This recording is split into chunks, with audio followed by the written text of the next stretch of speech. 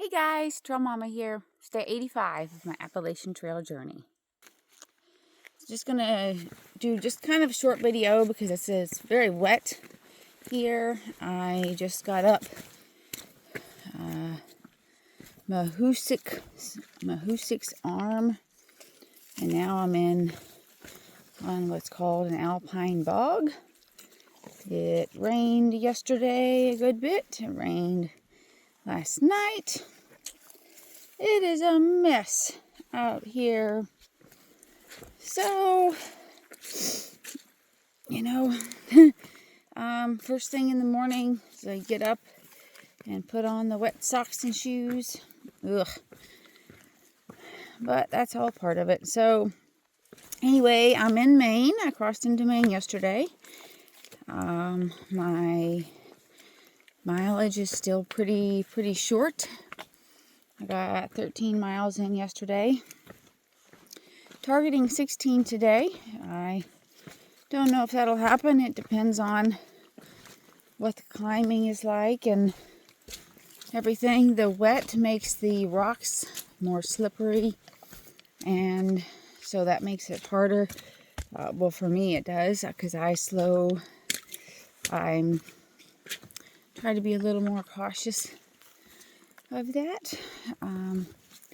But anyhow, it's been hard the last little while, and it's been so much hard that that's kind of why I haven't been videoing.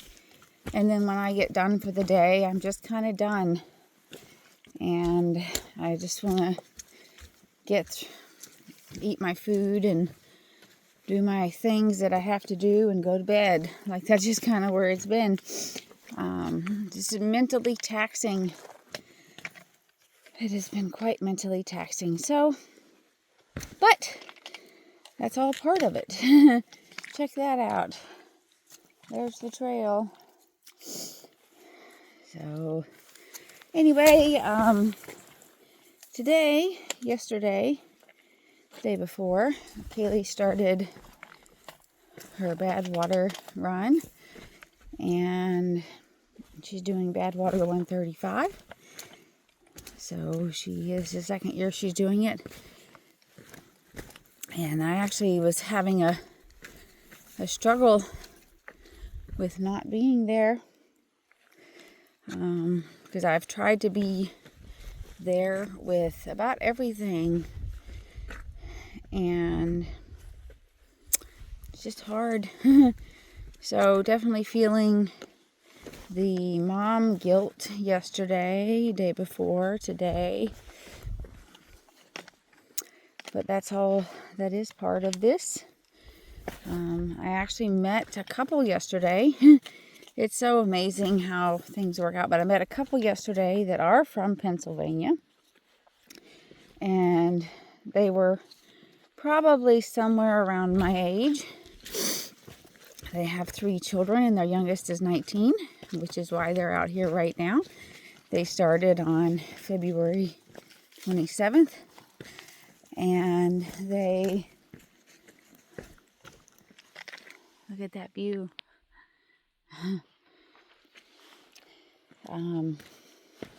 Anyway, we kind of chatted a little bit, me and the mom, about mom guilt, and she feels it too, and she's like, she actually called home and was like, do you want me to come home? Because she's missing some things. In the scope of things, it's nothing, right? Like, you're missing a few months of things. The grand scheme of things, that's not a lot. But anyway, I got word this morning that Kaylee has 18 miles to go, so she's going to get it done. She's hoping to end this year with a better time than she had last year. Last year she finished in just over 40 hours. And I think she's probably on pace to finish faster. Or at least she was the last I had figured it out. I don't know yet if that's still the case. But anyway, that's exciting for her. She did well with making the arrangements, and there were all kind of troubles, and the crew, only one member of the crew that we originally had is actually there.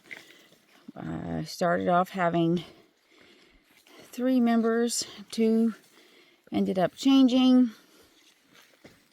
and then having 2 more. So glad that has worked out. She handled that pretty well. And then the flights got all messed up because of the Microsoft thing, so she had to deal with that. So did a lot of other people. But she handled it. Unfortunately, ended up spending a lot of money to make that happen. But I guess everybody did. I don't know. So anyhow, my friend Chris and Peyton, friends Chris and Peyton, are going to be joining me again pretty soon, probably tomorrow. Looking forward to that. And I'll get to do some slack packing, which should make my going a bit easier. So yesterday I did the hardest mile on the AT, which is Mahoosic, and it was definitely, it was wet. It's just like this big boulder ravine or something. I don't even know how to explain it. But you're just up and over and through rocks and climbing under rocks and climbing in between rocks and barely fitting and taking your pack off and pushing it ahead and climbing up and climbing down. And it's the hardest mile on the whole AT. So I thought it was kind of neat that I did that yesterday while Kaylee was running on her hard race, one of the hardest races she does every year. But I'm glad I got through that. I definitely had anxiety about it. The rocks were wet, which made it more hard. It wasn't really raining. It was kind of misty a little bit, but I am glad it wasn't like pouring rain or anything. Some people just love that. They just love it, and I think that's great. I'm not one of those people. I don't love that. I don't love, well, especially with a pack on, because that just really messes with your center of gravity and things. And so, and I had anxiety about whether or not I was lost, because there's just a few markings. The more north you get, the less markings there are, which in some realms makes it harder. Like that increases the anxiety level. And then, like right here, even though I don't see any markers, and I haven't seen any for a bit, I know this is the trail because everywhere else is covered in moss. And so I know that this is the trail. But occasionally I do check on my app to make sure if I haven't seen something for a while. So it's just different levels of hard, I guess. These people made these walkways to help get through some of the boggy area. I wonder how things have changed, because right here it doesn't even look super boggy anymore. But these boards are very slippery. And they're wet, and they're almost always wet because of what it is. So I have less than 300 miles now. I think I ended last night at 1923. So I'm excited for that. It's been a long journey, man. And there have been some days that were pretty rough mentally. Mentally, this has been hard. Coming into New Hampshire, I knew things were going to change. I knew that the White Mountains were going to be difficult. And I knew that my pace was going to change some. But it actually changed more than I thought it would. And it was hard to go through that.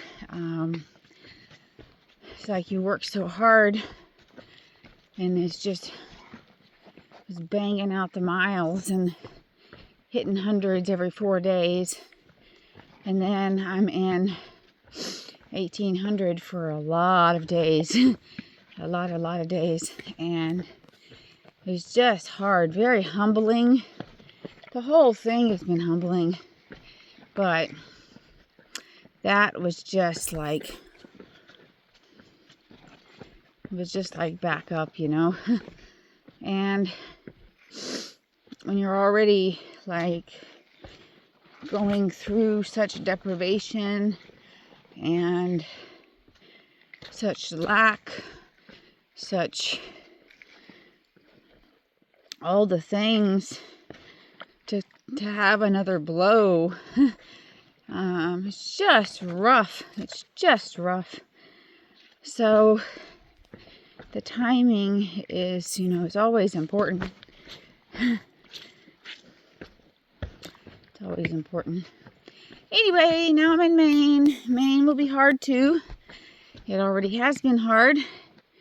I just, on the other side of this, I climbed up some rock slabs that were very steep and wet. It was just like, good morning. they're just as like, it's just unreal. It's kind of unreal sometimes to look at it and see what it is and understand how many people have done this and the level of difficulty that it is. And you just don't hear, well, I don't hear a lot about it. Like, you know, it's hard. You know that it's going to be mentally taxing. You know that it's going to be physically hard just because of what it is. But like, it's just almost hard to imagine unless you go through it. Almost hard to imagine. So right here, this is going to be a little bit of a prime example of some of the thing I climbed up this morning. Down there, that's the trail. Here's up and down. So, I most certainly cannot hold my phone while I go down this. So I am going to say, I hope that you are having a good day and a great life, and that you are on happy trails, and I send you much love. And I thank you once again for being a part of this journey. And I will talk to you soon. Much love. Bye.